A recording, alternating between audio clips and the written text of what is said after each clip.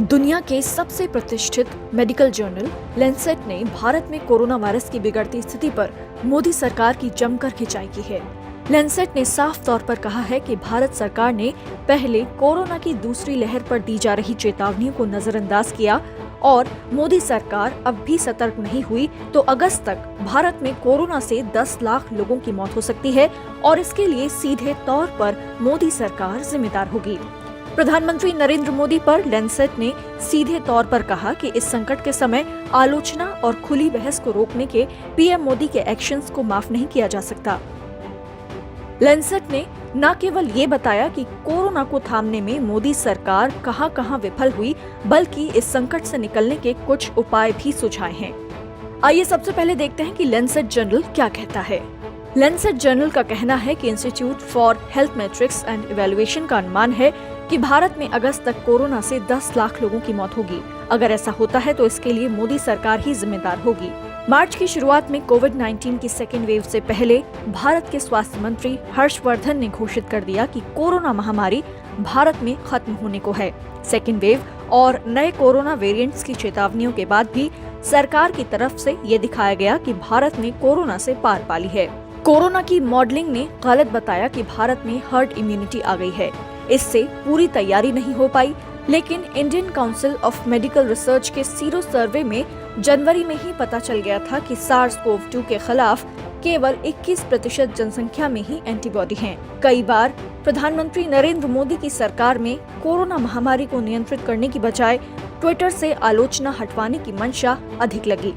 Super spreader events के खतरों पर चेतावनी देने के बावजूद मोदी सरकार ने धार्मिक समारोहों को मंजूरी दी, लाखों लोगों को राजनीतिक रैलियों में बुलाया। आगे लैंसेट जर्नल कहता है कि केंद्र के स्तर पर भारत का वैक्सीनेशन कार्यक्रम चरमरा गया है। केंद्र ने राज्य सरकारों से बात किए बिना 18 साल से ऊपर के सभी लोगों को वैक्सीन देने की नीति बना ली। इससे काफी कंफ्यूजन पैदा हो गया। साथ ही लैंसेट जर्नल कहता है कि जब उत्तर प्रदेश और महाराष्ट्र में कोरोना के मामले अचानक बढ़े तो ऑक्सीजन और बेड्स की कमी हो गई, शमशान में जगह कम पड़ गई और इस बीच कुछ राज्य सरकारों ने ऑक्सीजन और हॉस्पिटल बेड्स मांगने वालों को नेशनल सिक्योरिटी लॉ से डराना चाहा। इस बीच लैंसेट ने केरल और ओडिशा जैसे राज्यों की तारीफ करते हुए कहा कि वो दूसरों से ज्यादा तैयार थे और वो सेकेंड वेव में न केवल मेडिकल ऑक्सीजन बना पाए बल्कि दूसरे राज्यों को दे भी पाए। लैंसेट ने भारत को 2 स्तर पर स्ट्रैटेजी अपनाने को कहा है, ये कि SARS-CoV-2 के इन्फेक्शन को फैलने से रोका जाए। इसके साथ ही लैंसेट से मोदी सरकार को कुछ अहम सलाहें भी दी गई हैं, जिससे कोरोना से जंग लड़ना भारत के लिए आसान हो सकता है। लैंसेट जर्नल ने मोदी सरकार को सलाह दी है कि वैक्सीन सप्लाई और गाँव तक इसके वितरण की बाधा को दूर किया जाए। मोदी सरकार समय पर सही डाटा जारी करे, हर 15 दिन में जनता को बताया जाए कि क्या हो रहा है और क्या करना होगा। राष्ट्रव्यापी लॉकडाउन पर विचार हो। कोरोना के नए और खतरनाक वेरिएंट्स को रोकने के लिए जीनोम सीक्वेंसिंग बेहतर ढंग से हो। सरकार लोगों को मास्क लगाने, बड़ा जमावाड़ा करने और अपने आप को क्वारंटीन करने और टेस्टिंग करवाने के बारे में समझाए।